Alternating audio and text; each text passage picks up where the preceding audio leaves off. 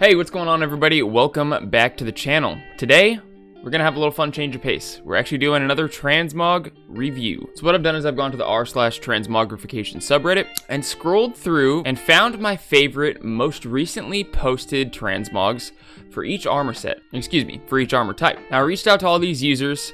They're totally cool with me featuring it in the video. I'm gonna give them a little Reddit shout out. I'm gonna talk about what I like about the transmog. I'm gonna talk about what I feel like could be improved. And then we'll do a score out of 10. So if you're looking for some inspiration for a new transmog, if you're tired of the look that you've been using and are trying to, I don't know, change it up a little bit, try to use these looks as some inspiration. You know, sometimes I see transmogs and I have never seen these mogs in the game. And that includes some of the ones that I'm about to show you. If you like what you see in this video, give me a thumbs up down below is much appreciated. And if you're new to the channel, go ahead and give me a sub if you want to continue to watch more content just like this. I'm uploading videos about once a week at this point. And if you like what you see here, you're in the right spot. So without further ado, let's get right into it. All right, first up, we have a cloth set by Reddit user Scrollkeeper. Calls it my attempt at an ethereal. And I love this set. First of all, I think you took the picture in a great spot with the bluish purple background. I think it goes perfectly with the burgundy in the actual transmog, and it also matches that little gem on the top of his helmet. Now these shoulders are a perfect example of something that I have actually never even seen before. Now I don't play any cloth classes, but I've never seen pauldrons like this, and I freaking love them. Now I'm not gonna go top to bottom on every single one of this guy's pieces, but as you can see on screen with this transmog and with all transmogs that I'm about to show you, it literally on the left and on the right side, it shows you exactly what pieces he's wearing and even where they drop from. So for example, the silkweave hood comes from a profession, the shoulder pads come from Eye of Azhara heroic, etc. Now what I like, and this is what I always like in transmog sets, is that the pieces come from many different places. Now I can see that he has 2 Cathedral of the Eternal Night heroic pieces, which is totally fine, and I think these all combined in a just completely flawless way. The red on the cloak perfectly matches the red on the helmet, the shoulders, and on the robes. I think it's got the perfect balance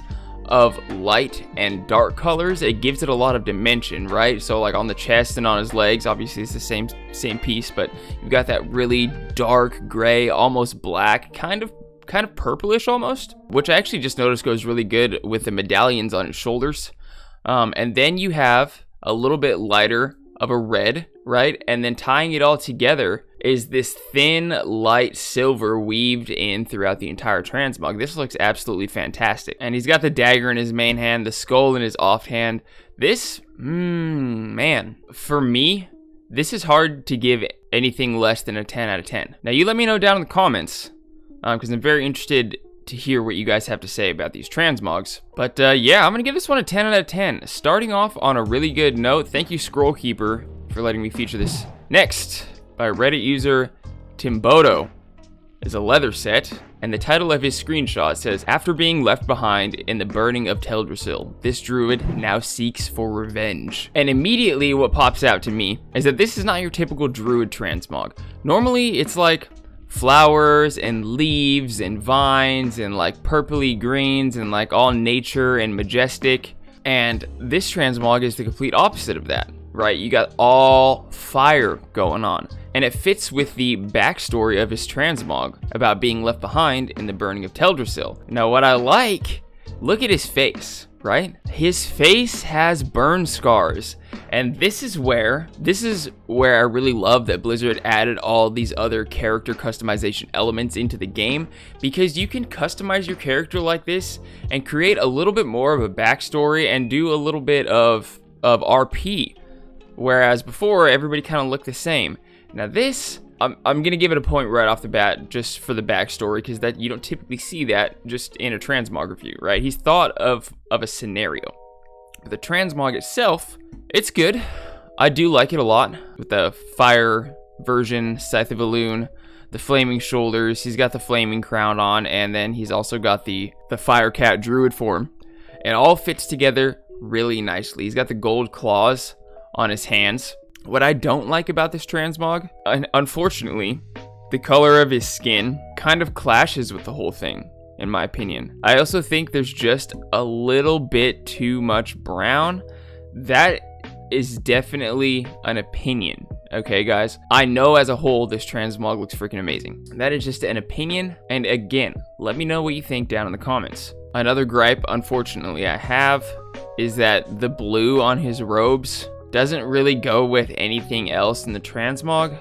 I think if he had used a different robe, that he might have been able to tie all the elements of his transmog together just a little bit more cleanly, for lack of a better term. At first I didn't like the belt, but I actually do. I'm actually coming around to it. And so when I'm considering a review for this guy, I'm thinking, okay, freaking amazing backstory, druid form to complement the transmog, burn scars on his cheeks to complement the backstory, and all in all, a very, very, very different take on the druid aesthetic. I'm gonna give this an 8.5 out of 10. Now, if the skin color just matched a little bit more and the robes didn't feel so out of place, I would have no problem giving this a 10 out of 10. So, Timbodo, appreciate you letting me use this in the video. I really love what you got going on, and obviously you don't have to abide by my suggestions. This is just my opinions, all right? And I think you've created a really, really, really unique look here. So thanks a lot. Next, for our male set, by Reddit user brakndawnt, is the title Paladin. Now, it's a shaman transmog. That's just the title of his transmog, and I'm perfectly fine with that, especially considering you put it in parentheses in the title. Now, taking a look at this guy, I completely see what he means. Title Paladin. This guy looks like this guy looks like Aquaman got fat. Now, we have 3 pieces from the Emerald Nightmare, 2 pieces from the Burning Throne. I'm totally fine with it.